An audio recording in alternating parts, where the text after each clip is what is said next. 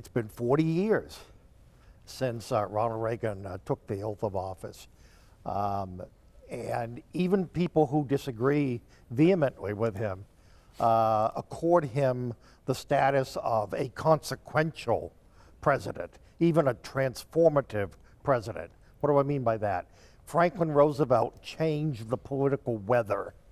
After 1933, people fundamentally, whether they liked it or not, whether they voted for it or not, recognized that there is a fundamental change underway in the relationship between the average American and their government, brought about first by the Great Depression and then, of course, by the Second World War.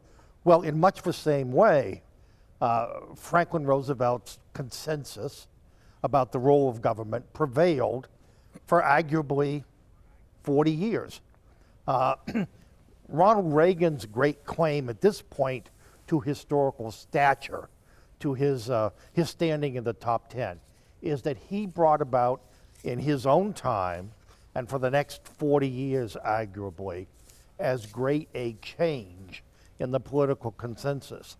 We were no longer talking, as FDR did, about centralizing power in Washington, personalizing power in the presidency, an activist, if you will, proactive approach to the nation's problems.